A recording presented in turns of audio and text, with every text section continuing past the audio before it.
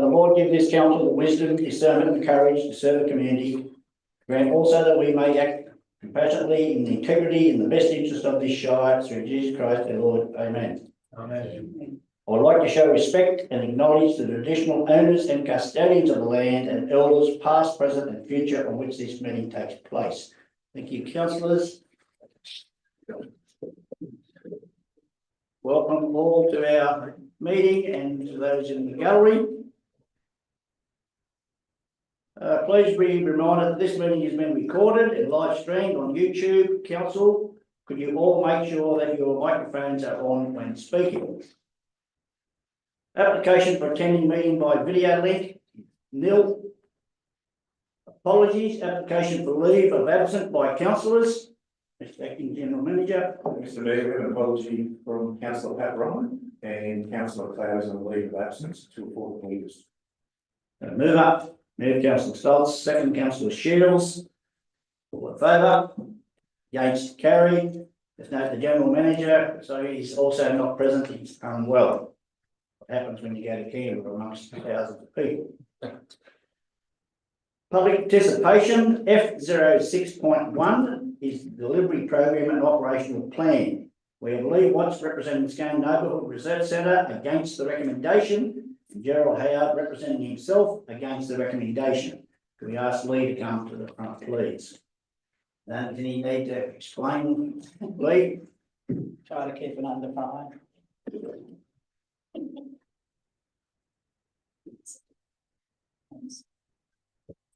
Mayor, councillors, thank you for the opportunity to present today. I'm here on behalf of the Scone Neighbourhood Resource Centre to outline the essential services we provide to the Upper Hunter Shire and propose a minor adjustment in financial support to ensure we continue delivering high impact outcomes for our region. Tourism plays a vital role in the economic growth of the Upper Hunter Shire, bringing visitors who contribute to local businesses and the broader community. The Scone Neighbourhood Resource Centre is an integral part of this experience, providing visitor services that assist travellers in making the most of their time in the area. SNRC is conveniently located in the heart of the town, offering easy access and ample parking for both cars and caravans. This central location ensures visitors can stop in comfortably while exploring Scone and the surrounding regions. The current arrangements with council is an 85% discount received in recognition of services SNRC provides to the community as per the Upper Hunter Shire Council donation policy. An additional $5,000 reduction in lease fee for our visitor information work as set out as per our lease. This enables the Neighbourhood Centre to coordinate a visible, welcoming hub in the main street, ensuring accessibility and support for tourists and locals alike. Since moving, SNRC has invested in the space that welcomes visitors and to a friendly visitor and connects with them through murals and artwork that reflect local identity and brighten the space, comfortable seating area that create a relaxed atmosphere, an on-site cafe that encourages visitors to linger around, upgraded bathrooms and shower facilities supporting travellers and enhanced inclusive visit. We'll give that word up. The venue is no longer just functional, it is an experience. And the Visitor Information Centre is a vital connection point to our region. The key services we are doing is face-to-face engagement with visitors, resource distribution through brochures, maps and local tourism guides, retail operations, visitor stats reporting and shared with council, volunteer training and support, and accessibility for all, including those with mobility and sensory needs. Over the past financial year, SNRC served nearly 2,500 visitors at a cost I've worked out of $4 per person, totalling $9,956. There is many more to this number that use the cafe facilities, and SNRC have now adjusted its stats to include these visitors as well. There is a funding gap. Council contributes $5,000 and actual delivery is $9,956 on those figures, with a shortfall of nearly $5,000. We respectfully request this gap be bridged by an increase in council support. To ensure reliability service delivery long term, we propose indexing future contributions with an annual CPI increase or by a formula per person. This investment strengthens regional tourism, local business activity and community pride and vibrancy. SNRC is proud to be an approachable, knowledgeable face for the Shire, offering much more than just brochures. Welcoming ongoing monitoring of VIC performance under the new operator at its existing location, and remain open to future partnership discussion as council evolves in tourism strategies. And while SNRC are a white eye, staff do direct visitors to the State of Warbirds, but most don't want to go out of town as they have already received the necessary information. An additional $4,956 annually, with that increase either by CPI index or formula, is a modest ask for the return it brings to the Shire's economy and image. SNRC is ready to continue their meaningful work together with council for the benefit of the whole community. Thank you for your time and consideration. Thank you, Lee. Councillors, questions? Councillor Williamson? You did mention white eye. Can you speak at all to white eye versus yellow eye? Yeah, well, the only difference that I can see is the accreditation, as in the hours that you remain open. So a yellow blue eye is open, I believe, 340 or 348 days a year, something like that. Yeah, and 42 hours per week. And that's the, I think, other than that, we provide the same support as what they would without the accreditation of the hours and the days opening. And dollars, of course. Any more questions, councillors? No, thanks, Lee. Thank you. Okay, Gerard Howe, representing himself against the recommendation. Thanks, Gerard. Sorry, not good. No, but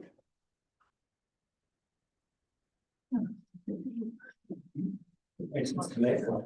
I'll try and go through this very quickly in order to fit in with the time. My submission relates to Council's delivery program and operational plan, and specifically to the area of social protection on page 65 of the document. I've proposed that a minimum of $40,000 be added to this amount. Further, I've proposed that the funds be available to Council's community services staff to implement community development programs based on social needs in towns and villages across the Shire. In Council's community strategic plan, one of the key priorities is to develop and deepen connections of people to each other and their community. This is an admirable goal.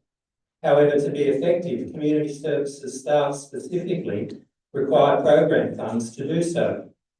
This enables staff to develop relationships in the community, get to know unmet needs, work with those interested to do something about needs, and having available funds to kickstart programs. That is what community development and strengthening is about, and it's about looking after people. A community service section that deepens connections of people to each other and their community should be able to, amongst other things, attract more recurrent funding to the LGA, develop innovative responses to community priorities, improve volunteering opportunities, and much more. This cannot be achieved through one-off yearly events held simply because a small grant has been received. When council builds a road or constructs a facility, a lot of work has to go into feasibility, environmental assessments, site preparation, preparing base layers and foundations, etc., etc. In the same way, people programs need strong foundations to succeed, including solid research, prior strengthening of connections of people to each other, planning and evaluation of responses to identified needs. That is why a realistic commitment of funds within the social protection area is required.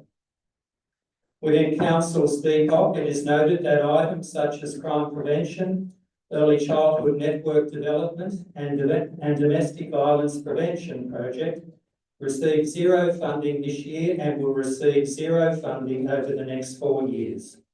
Whilst health and wellbeing activities receive some funding this year, they will receive zero funding in the next 4 years. It is puzzling why these programs would be mentioned in a delivery document if there is no intention to deliver them over the next 4 years. I hasten to mention that this is not meant to be an armchair criticism of council. I happen to believe that local government provides an invaluable service to the community. However, it is important not to diminish the highly important role of community services and its staff.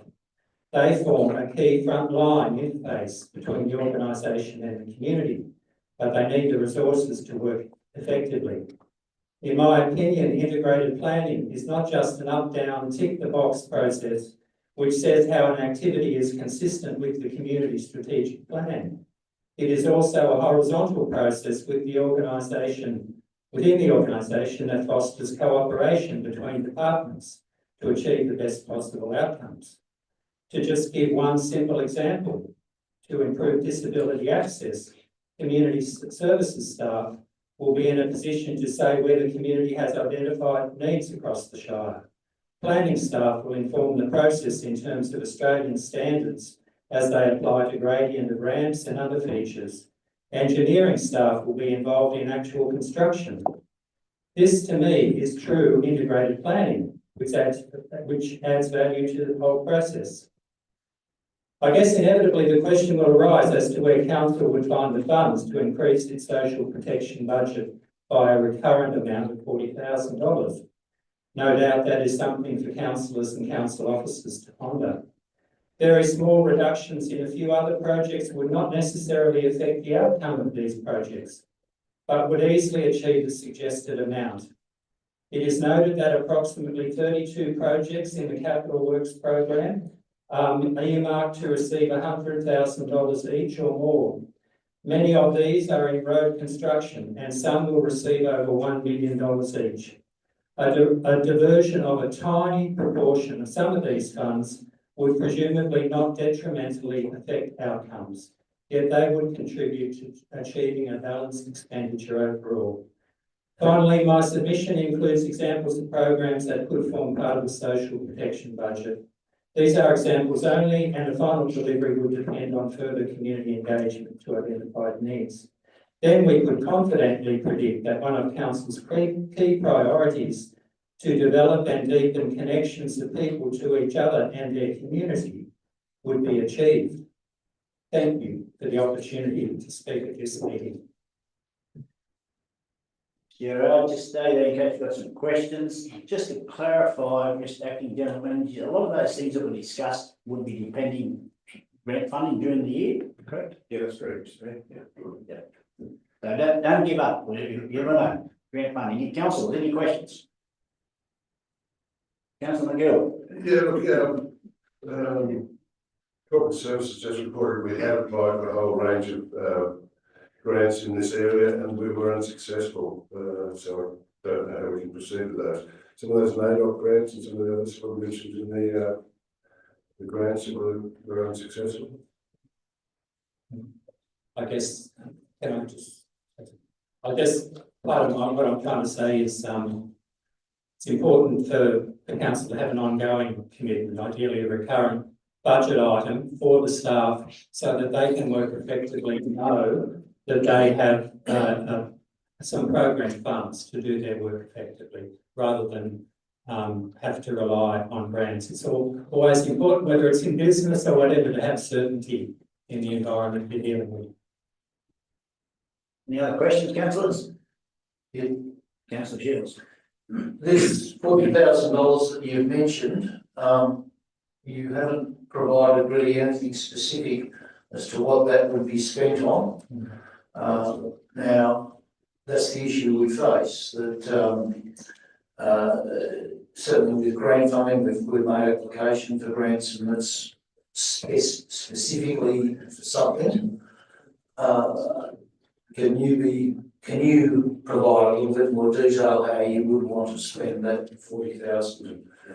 Yeah, I did give some examples, councillor, but I hasten to add that it would need, more in-depth social need analysis and demographic analysis. But some of the things I mentioned were supporting the establishment of playgroups across the Shire, developing and a rolling program of parent effectiveness programs that are just so important for cohesion within families. Literacy programs, people who may not, you may not be aware of people that are struggling with their literacy, computer assistance for seniors, the upgrade of the council's community directory. I think that badly needs an upgrade. I'm not sure, but as far as I know, there's no Shire committees for seniors or people with a disability. Many other councils would probably have an access committee and a seniors advisory committee. Look, they're just a few of the things. I know that council, when it formulated its strategic plan, and the councillors were very aware of our ageing population. It's a compared to New South Wales or Australia as a whole, it's a very elderly population, and council was aware of that and keen to do something about it. So, things like computer assistance for seniors, information sessions on the ageing process, dementia, support and awareness. Now, they're just examples, and they're examples that get rolled out by a lot of councils in New South Wales. So, but again, I'm not being prescriptive, I'm just saying that could be some of the things. Are there any more questions? No, thank you very much. Thank you.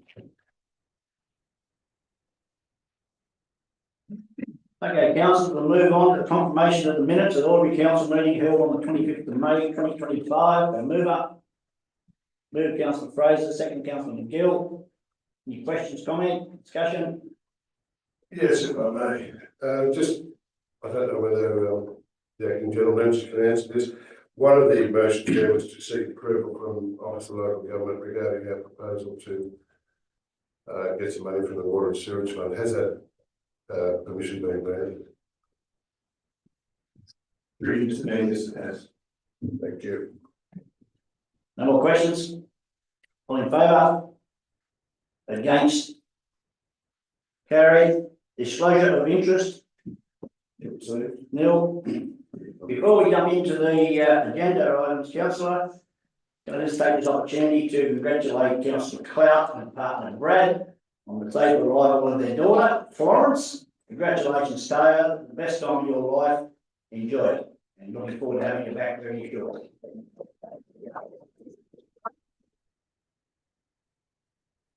Okay, councillors, we move over to page 16. It's A06.1, recognition of staff, Adam Robinson and Elizabeth Walter. I'll move that from the chair. We'll just go a quick presentation. All in favour? Aye. Against? Okay.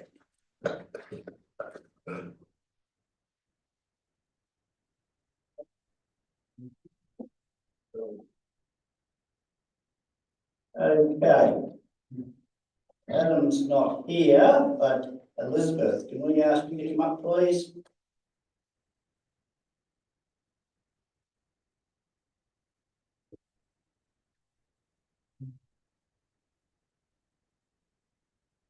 Okay, we'll just start with Adam. Adam Robinson began work with the council in 1995 as a labourer, working with the signage and maintenance group, the line marking crew. He also worked as a building maintenance assistant, chainman for the supervisor, and obtained a safety inspector certificate for the airport. As part of Adam's competency and skill set improvements, the ticket required was recruited as a tar truck operator. He also obtained a certificate 4 in local government operations and has acted in supervising roles when required. Adam has conducted high duties as the site coordinator for the recent construction of the Barrington Tops, Nuniabrook and Hutter Road. He also is working well, assisting with several other of the council capital works projects. Congratulations, Adam, on a successful career so far, your achievements of over 30 years. Well done to Adam. Elizabeth, you're leaving us. Yes. Elizabeth Walter is retiring from her time with council on the 11th of July 2025. After working with the Upper Hunter Regional Library team at council since 2000, At that time, library services were provided in partnership with the Muswellbrook Library. Elizabeth quickly became an integral member of the team of Scone Library. In 2010, she was appointed to the librarian coordinator role, whereby she was responsible for coordinating services in the Upper Hunter. In 2015, Upper Hunter Shire Library ceased from this partnership, and Elizabeth embraced her responsibilities as a coordinator of all library services in the Shire. Elizabeth has been a most dedicated and committed employee. She has always demonstrated exceptional knowledge and skills in library services. Her passion and enthusiasm for her job has enabled her to develop strong working relationships and engage with community members. Building a positive workforce culture and maintaining council's high standard of library services has always been her priority. Elizabeth has worked with many staff over the years and witnessed significant change and development in the library sector. She has never been one to shy away from the challenges, which she meets with the highest integrity and respectful interactions, combined with humorous anecdotes from her colourful life experiences. 25 years is an incredible achievement to have with council and to give such much to the community over these years. We wish Elizabeth all the best in the future endeavours and thank her for a positive contribution she has made to council and the Upper Hunter community. Congratulations. Thank you for your efforts. Your face will be missed over there at the library, but we hope you're still going to be living around the Shire. Oh, I never knew that. Or you're going to move to Scone? No.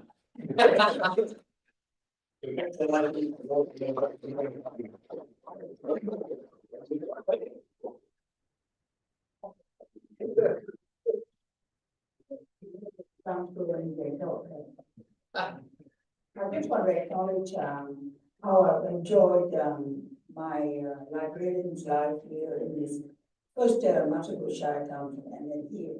And I must say, I've always had very, very good support from both councils, and it's been a pleasure to work with, the staff of the council, even though we are only concerned with HR, the IT, and Mr. Moneybags over here. and my manager and my director. Even so, I've had a lot of cooperation from all the other employees of the council. So I just want to thank the council for very, very good cooperative effort on their part to make sure that the library is well supplied with whatever we needed. Secondly, I just want to acknowledge my team. You might not know this, but I think they are the best work team in the whole of the council. And I've had such good support that we wouldn't have been able to carry out our duties and our service. And I've been told by State Library that we carry above our weight, considering our small population. So I just want to thank my staff, and I'm going to miss them. The last thing I'm going to miss is the argy-bargy that we get over the counter, because I give as good as I get. So I'm going to really, really miss that. So every day when I start my retirement week after next is the routine. Just getting here and nearly 12 hours before I go home. But I'm going to learn to adjust. It's a new chapter in my life. So thank you very much for all your support, all your encouragement. And I want to say, please, one of you, sometimes drop into the library and ask the girls how they're doing. Because sometimes we feel that we are not being acknowledged or for what we do. So that's all. That's the one last request. Thank you. Thank you.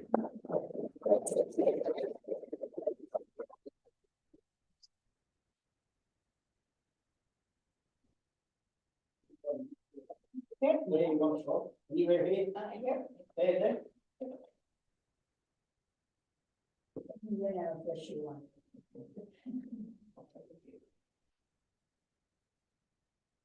Very good. Thank you.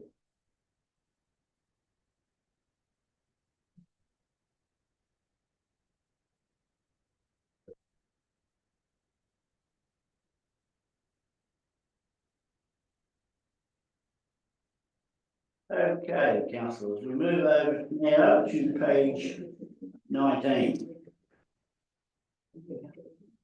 No, sorry, 18. This is unbelievable. Yeah. I'll move this from the chair as well. A06.2 is a congratulations message to 105 birthday celebration. Mrs. Ethel Hayden celebrated her 105th birthday with family on the 16th of June at Marivale Retirement Home in Burundi. Mrs. Hayden received a birthday card from King Charles to go with the card she received on her 100th birthday from Queen Elizabeth.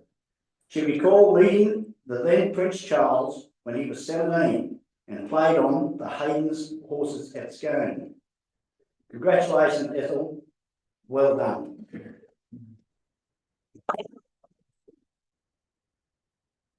Just all in favour of that motions? And thank you, Councillor McGill, for bringing that to our attention. Okay, infrastructure services on page 19, a recommendation. A mover, Councillor McPhee, second. Councillor McGill, questions, comment, discussion? All in favour? Against? Carried.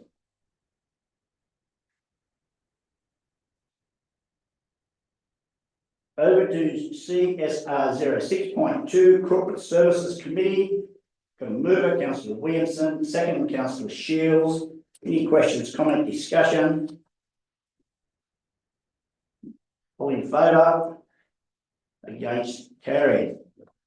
Page 33, Audit Risk and Improvement Committee. A mover, Councillor Williamson, second, Councillor McGill. Questions, comment, discussion? Nil. All in favour? Motion is carried.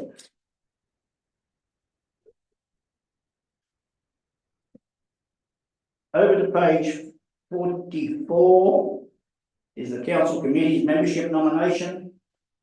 3 there. Councillors, the mover. Move, Councillor Fraser. Seconder. Councillor Shields. Any questions, comment, discussion?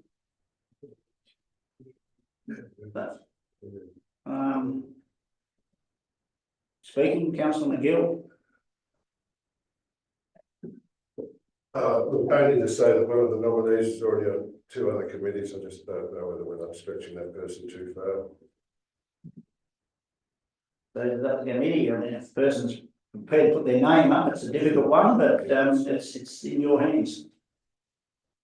We've had a mover and we've had a seconder. Going to go with it? All in favour? Against? Carried.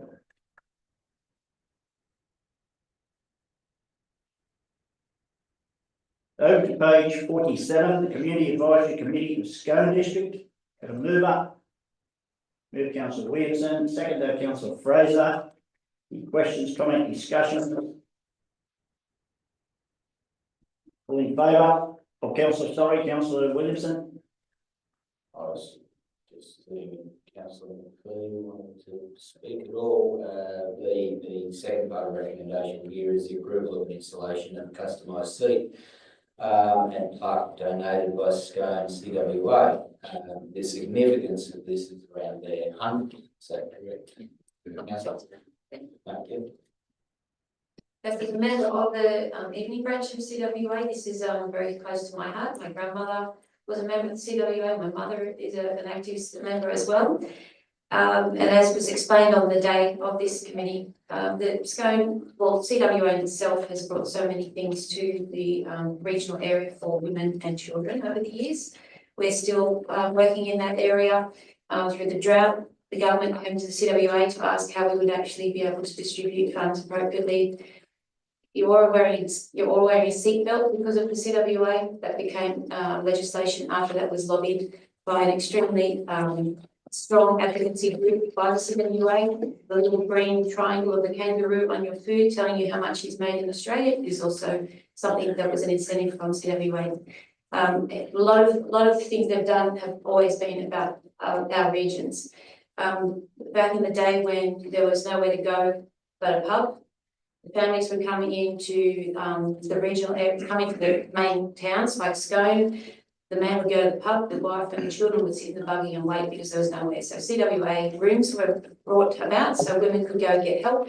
It became an area for children to be weighed, for doctors and nurses to come to have baby checks, and it significantly improved the lives of and health of children and women in the area. So I'm very privileged that this was considered. So thank you very much. Thank you, councillor McPhee. No other questions, comment? All in favour? Motion is carried. We go to the Merriwell District. Advisory Committee, move councillor Phelps, second. Councillor Fraser, questions, comment, discussion? All in favour? Against, the motion is carried.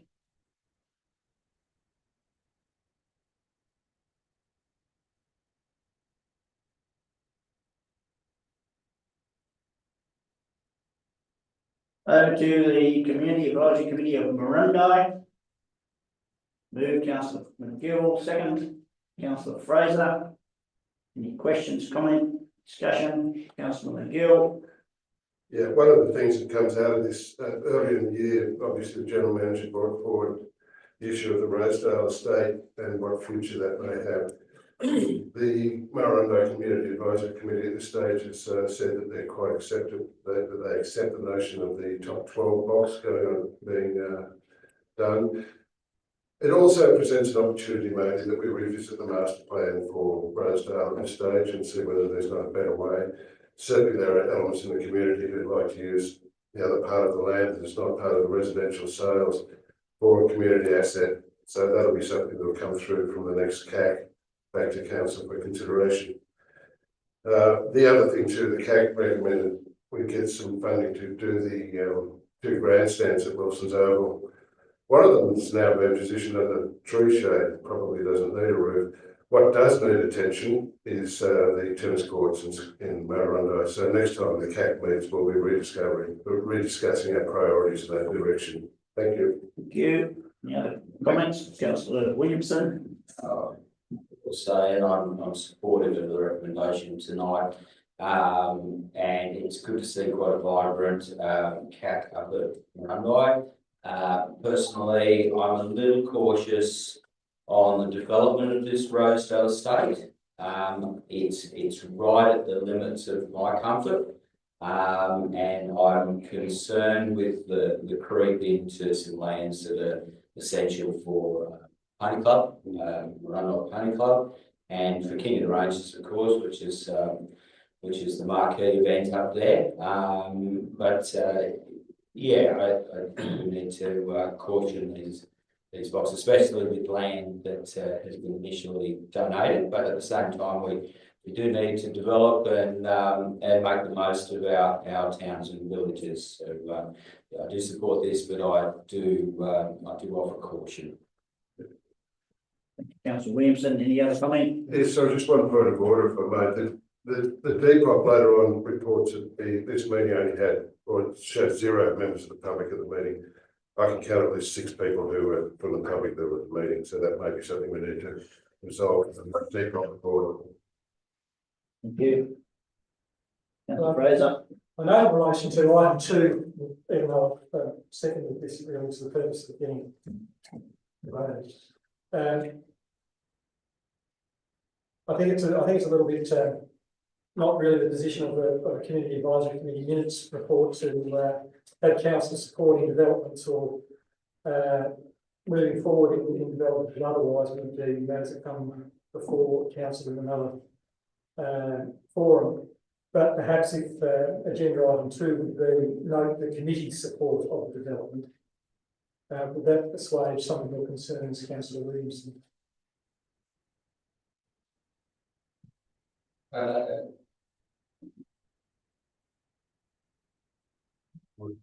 No, the support, yeah. Look, I think that's a good little change of wording. I appreciate the consideration.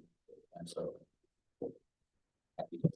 offer an amendment to item 2 to change the wording to 2 would be to the council note the support of the committee for the development. And then carry on. As the mover, I accept that amendment. Okay, so there's moved councillor McGill, second by councillor Fraser, so I don't think we've got any problems.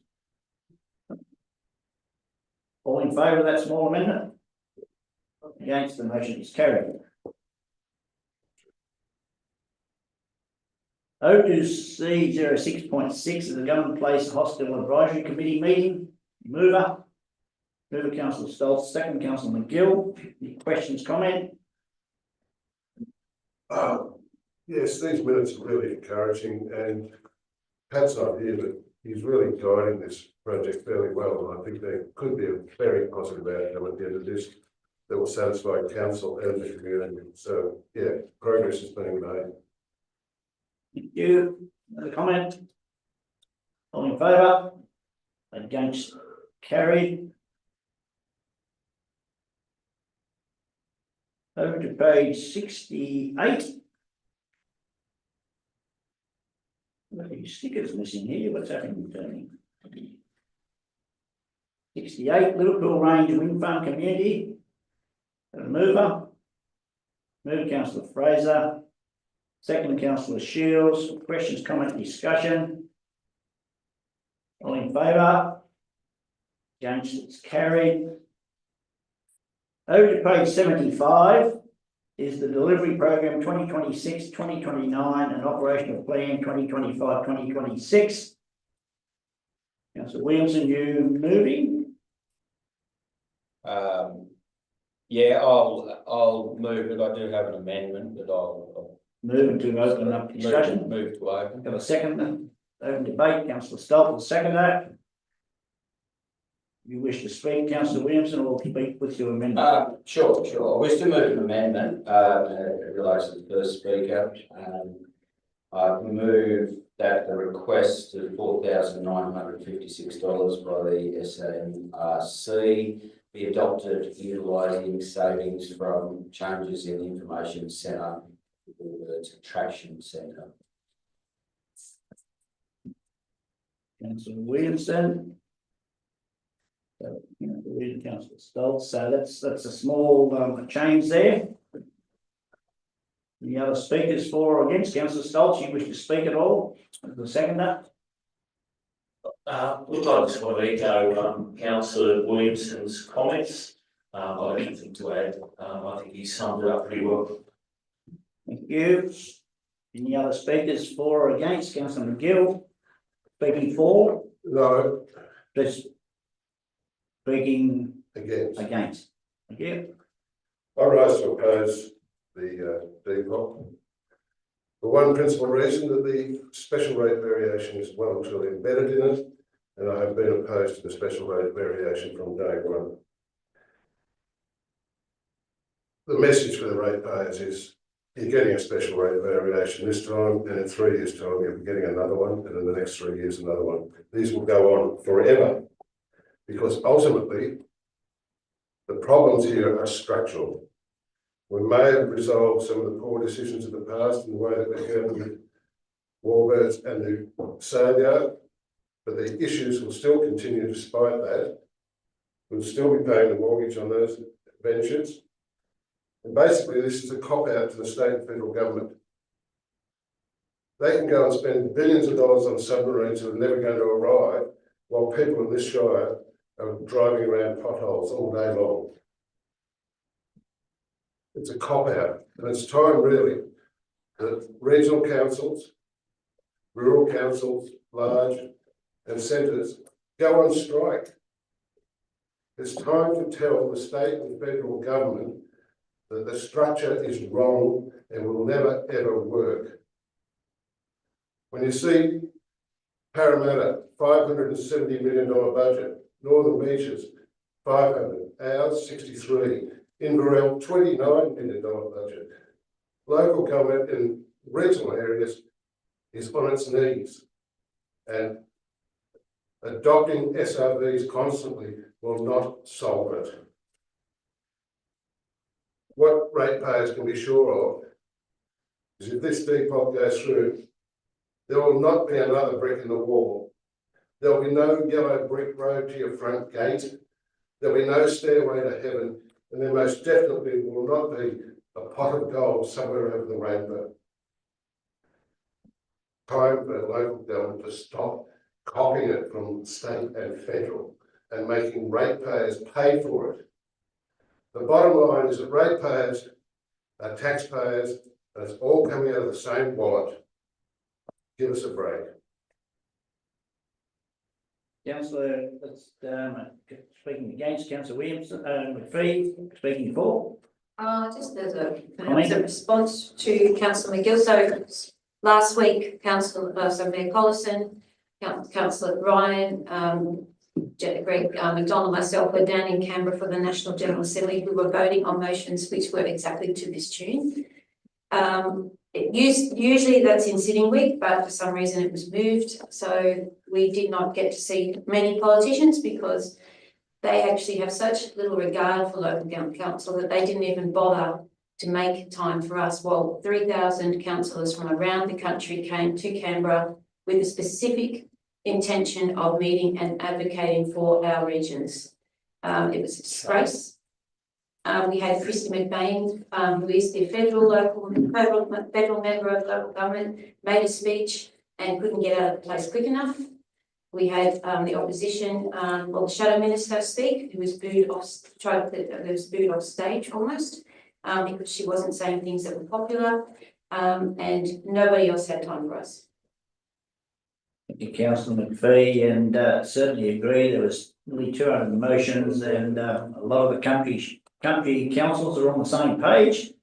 And yes, the conference couldn't be cancelled, but the politicians just good enough to cancel their sitting week. So yeah, it looks like we've got to go to them individually if we want to put pressure on. Councillor Shields, you got your mic on? Look, I just want to in part concur with those two comments, but I do think the comment needs to be made about Councillor McGill's statement that SRVs will happen every 3 years forever. That, Councillor, is speculative, and I don't think it necessarily affects reality, but I do totally concur with your comments and with Councillor McPhee's comments that local government in Australia is the form of government that is closest to the people, and yet it is being treated with absolute abject disregard by both the state and federal governments over the top of us. And it's difficult to get responses to issues that are of considerable importance to our shire and all the other shires that are out there. They all have their issues, and it really is. It's a curse on their house that the federal politicians chose to ignore the Australian Local Government Association conference. I think that's just a disgrace. Councillor Shields, no more. Councillor Fraser. My friends standing up and saying those things. Certainly, council is sort of redheaded stepchild as far as federal government funding is concerned.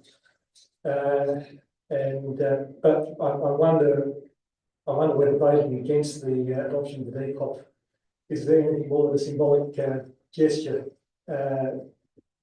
Whether we would achieve anything by not approving the delivery program for the next 4 years, the operational plan for the next 2 years, would achieve anything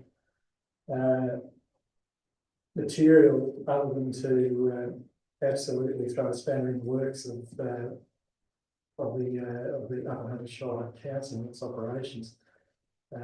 On that basis, while I admire the sentiment, I can't support a vote against the proposal. Thank you, Councillor Fraser. No other speaker, councillor Williamson, were you the mover? You wish to finish debate? I was the mover. Thank you for participation. My thoughts are of the same consideration to our colleagues in Macquarie Street in Canberra. I will just, if I could, probably on indulgence here, like to thank the staff who have been responsible throughout the process for putting this budget together. It's an enormous piece of work from the grassroots people and supervisors to managers to those in the finance team, Mr. Moneybags, as earlier described. I'd like to see where you're keeping it, but maybe we'll see that one day. But no, thank you to all the staff that have all through the consultative process and those in the back rooms that have been compiling all of the information from residents who have written in, have put comment through digitally and the like, but I just wanted to finish on that if I could, and do endorse the Depot. As it stands, pleasing to see that we've got through such big projects. Hopefully we'll see one major one ticked off relatively soon, and then we can go back to what they call business as normal. And that will be a great comfort to a lot of the staff. I know here in the administration centre, but also to our asset team. But yeah, for this, and I think that's enough from me. Thank you, councillor Williamson. So councillors, there it is on the board with the small amendment. So all in favour? Councillor Collison, Williamson, Shields, McPhee and Fraser. Against, councillor Stoltz and councillor McGill. As carried. Over to page 95 is making the rates and annual charges for 2025-2026. Move up. Move councillor McGill, a seconder. Councillor Shields. Questions, comments, discussion? All in favour? Motion is carried. Over to page 105, determination of the mayor and councillor fees for 2025-2026. Move up. Move councillor McGill, seconder. Councillor Shields. Questions, comment, discussion? Councillor McGill. I'm moving from my accumulation phase to my pension phase, which means that I've been checking my superannuation balance and it's missing something. Thank you. So this going forward, superannuation is part of the package. We would expect it to be paid in a timely manner in the future, if you could please.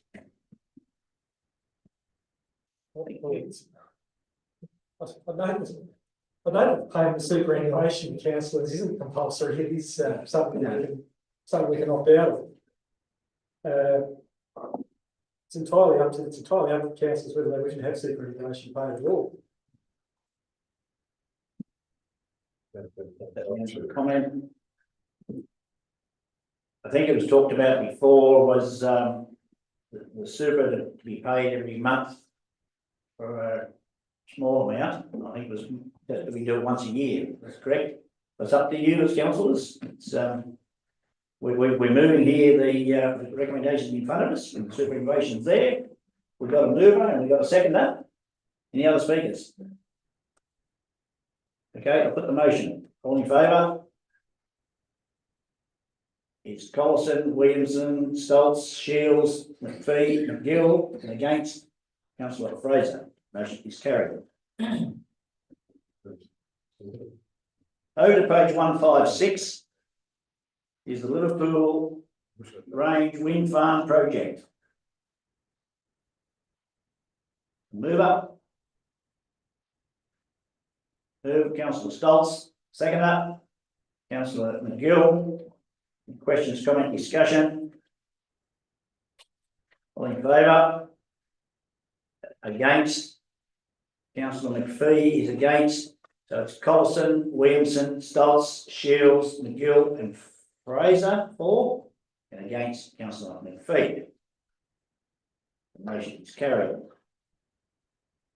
The adoption of the resourcing strategy on page 195. A mover. Mover councillor Stoltz, seconder. Councillor McGill. Questions, comment, discussion? All in favour? Against, motion is carried.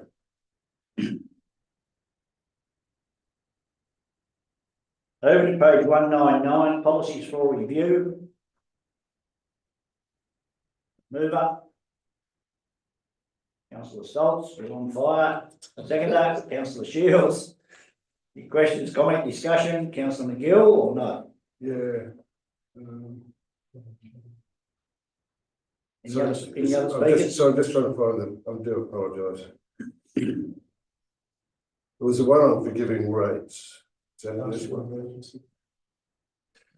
Yeah, one of the concerns was there's opportunity there for the finance manager to forgive debts up to 2,500, and then for the general manager up to 51,000. If I was an unscrupulous, thank you. If I was an unscrupulous businessman with a $50,000 debt, I'd go to the general manager and say, here's $25,000, will you waive the other 25? I think there needs to be some sort of report back when the amounts are getting over to $2,500. Not to restrict the general manager's ability, but we would need a report back at the next available meeting, I think, and that should be added to the policy. I think just adding, I believe the general manager's got staff reporting to him every month, Matt, or every 2 months on debts. Might not be right. Yeah, well, it was true. And I think what's the limit for the 5,000? 5,000 for the general manager. 5,000. $50,000. Okay, any other speakers? Councillor Fraser. Assist, Please. assist, councillor McGill, it's more for the people who might be following along at home. The both of you are watching. Generous. The draft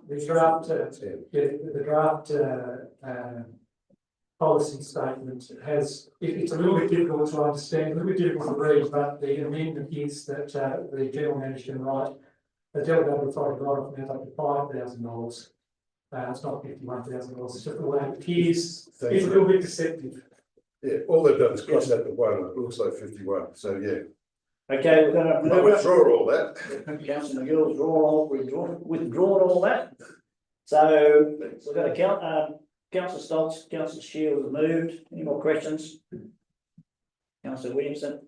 I'm just going to speak to what's called the footpath policy, and I will be supporting the policy as it stands and as it has done since OLG changed regulation on what we can charge on footpaths, and knowing that all of the cycleways, footpaths, have been paid for in the past under these terms, I don't see that it be fair or equitable that we now change this to those members of the public that have paid off their improvement to their front verge or side verge, wherever it would be. So I will be supporting it. It has caused contention in the past, so I just sort of noted it up, and my support there is for consistency. Thank you, Councillor Williamson. No other speakers? All in favour? Against? The motion is carried. Over to page 217, council expenses and facilities policy adoption. Mover, Councillor McGill, second Councillor Shields. Questions, comment, discussion? All in favour? Against? Motion is carried. Over to page 236 of the water meter revenue analysis. Mover. Councillor McGill.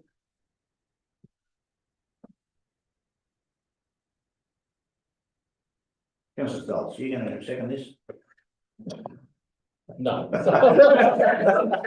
someone else do some work. You got a second that?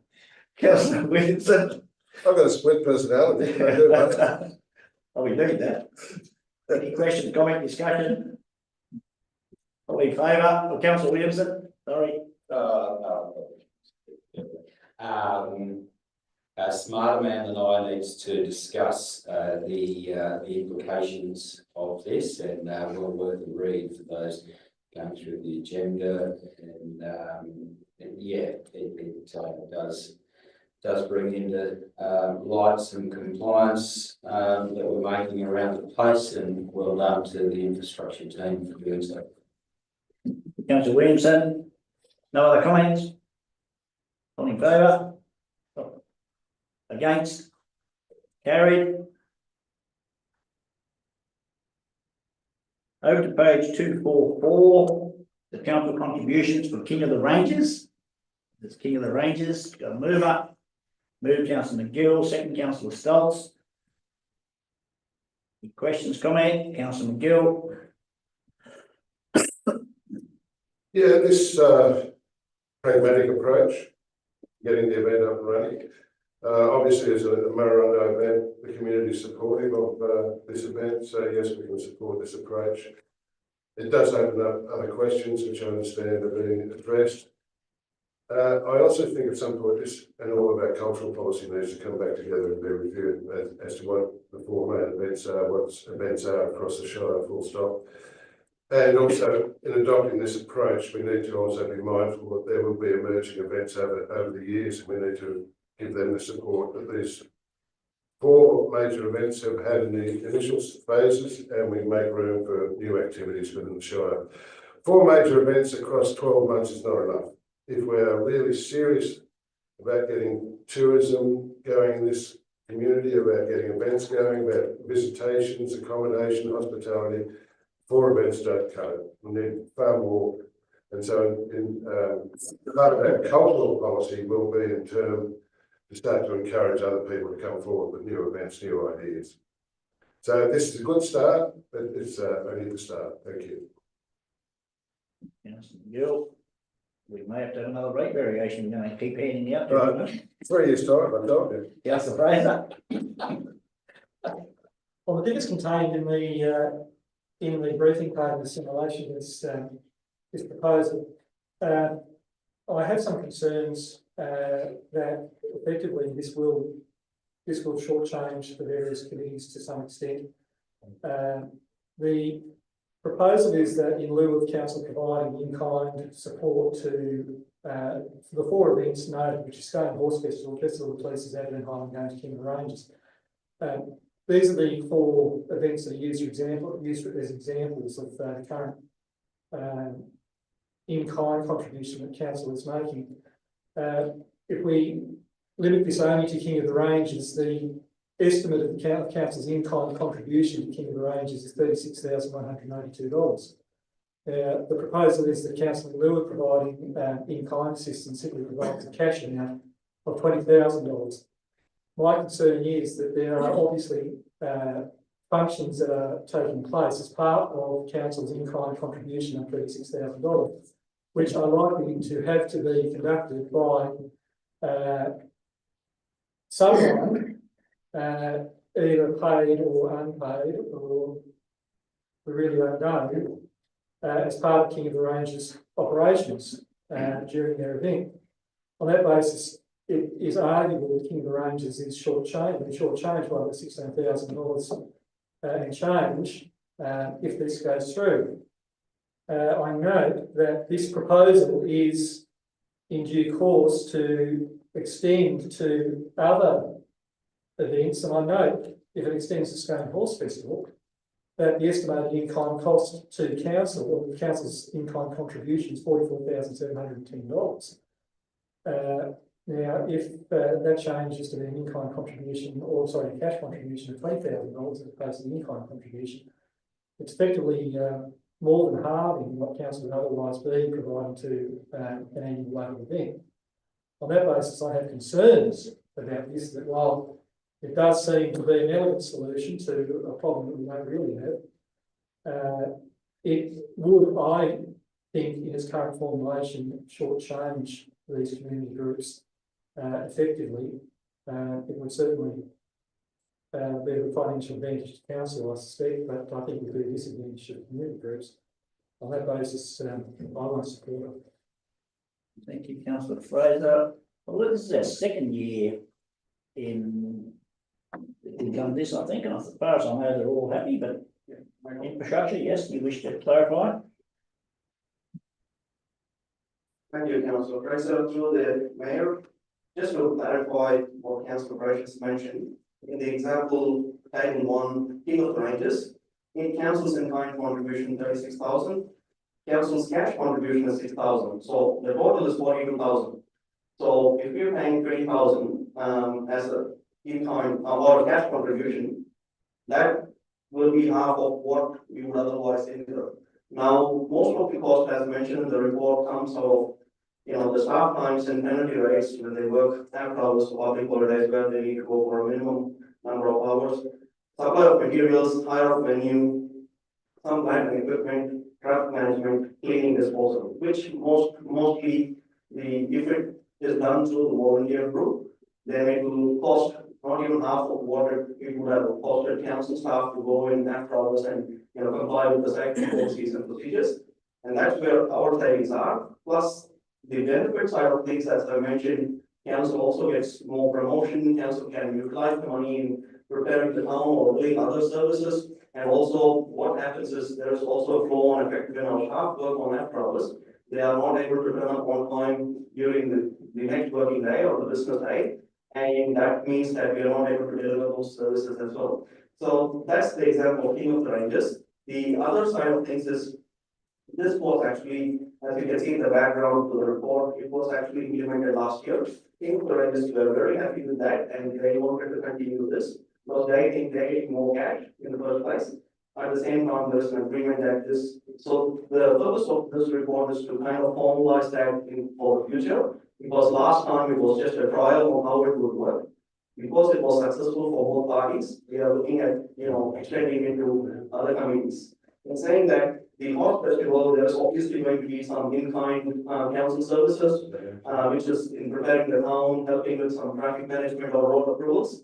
However, the challenge comes when the communities keep coming for more and more, and that gets into more negotiations and all different levels of management and staff get involved in this, and all the times, cost as well. So what I see is we have started the discussion with most of the committees. They are happy with the approach. They're happy with what they're getting. Plus, we are also getting more benefits in terms of more promotion, some naming rights, and all these sponsorship promotions that we are getting. I think it's a win-win for both parties. So in saying that we will support these committees in one way or the other, but it won't be as much as what is mentioned in these figures. Thanks. Thank you, Mr. Director. Yeah, as I said, I've met with most of these, and I think at the moment they're very happy with the deals on the table. But anyway, it's in front of us, council. You wish to finish debate? I'd just like to amend it, actually, if I may. Clause 3, rather than 5 years, review it every year. And drop clause 4 at this point. And dropping clause 4, it removes some of the concerns that Councillor Fraser has raised. And the 1 year review, I think, is probably at this stage, it's a new policy, a new direction of going. Let's review it every year. Just for clarity, but it's not a new policy, it's a policy that's gone on. It's a new approach. Just to comment on it is, the reason the 5 years was there is gives them clarity around King of the Ranges will get support for 5 years. We're going to do this every year. There's no guarantee that that support's going to be there. Give them their 5 years support, but with a review every year to ensure that it's effective. Right, so that, yeah, so just make sure we put that in there. Just a review of that figure. Will you work out with Robin what you want to put in there?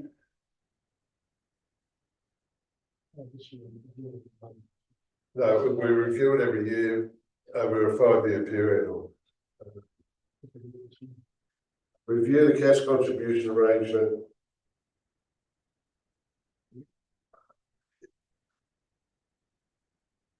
Each year, basis. Each year for 5 years.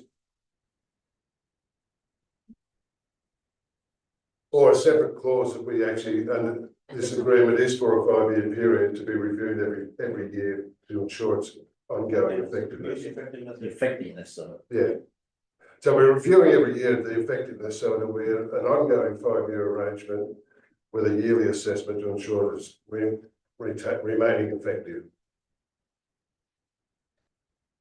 Sorry, Robin. You got that, Rob?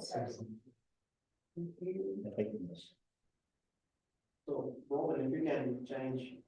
Enter into cash contribution arrangement for 5 years and review its effectiveness every year. Yes, on an annual basis. You want to wish to move dot point forward, did you, or not? That's correct. Just that if we remove dot point 4 at the moment, it just means that if the infrastructure department goes on to negotiate other arrangements, they can come back to us and discuss that.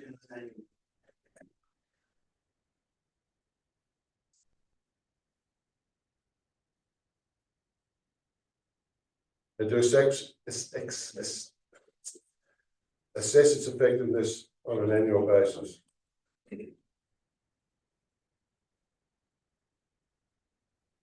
Okay, Thank you. Sorry to do it on the run. And the premise of dropping option 4 is that you can come back and report to us if you do develop that, but to have it up front now. No, the mayor, if you look at the previous council resolution, if we take out point 4, that will still stand because the previous resolution says that consider additional cash contributions and reducing in-kind support for all major events in our partnership. That's the previous resolution. so I think what you're saying there is dot point 4 really needs to stay. That's the resolution. Through you, Mr. Chair.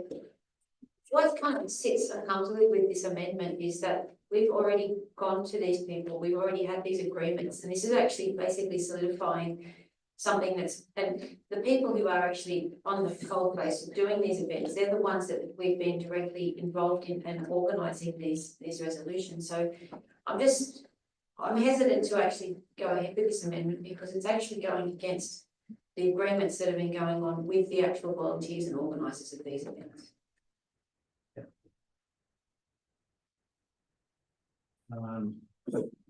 So as far as the amendment goes, I'm happy to accept that change. It's not that drastic, but if you wish to do and go back to the original, you're going to have to.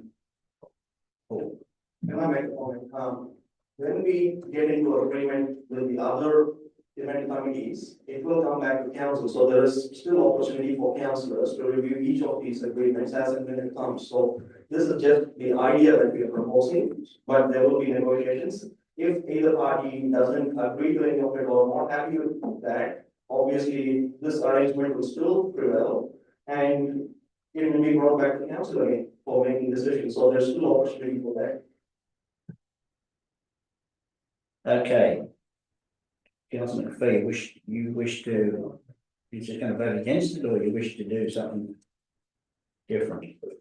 I think through you, Mr. Chair, I mean, it'd be okay if we kept number 4, because what Rag said is 100% correct. Yeah. I mean, if it's just a review of the effectiveness, but I mean, as we were saying, if we're keeping these organisers in limbo every year, they can't plan. Yeah. And it's important that they've got security and they know what's happening for at least 5 years, so they can plan and they can move ahead with contracts, because they're obviously going to be booking providers year on year, and this gives them the security that they need to make sure these events take place. Yes. I suppose the effectiveness would be just to make sure that they're spending what they got wisely. And the quantum's the right amount, etc., or what other help you need to provide. So yeah, it should be reviewed. You can't wait 5 years to hope it worked. Right, so, In light of the discussion, I'm quite happy to leave clause 4 there at this stage. right, well, we better get back on the page. So that was moved by Councillor McGill and second by Councillor Stoltz. So are you happy, Councillor Stoltz, with the small change in the amendment? Yes, Mr. Mayor. Thank you. You've finished speaking, so it's on the board there, councillors. All in favour? Against? The Collison? Against? So Colson, four, Shields, four, McPhee, four, McGill, four, against, councillor Fraser, councillor Williamson. Motion is carried. Okay, councillors, over to page 248 is the deferred notice of motion of Government Place Hostel Merrywalk. The two parts of the recommendation. The mover. Move councillor Stoltz, the seconder, councillor McGill. Any questions, comment?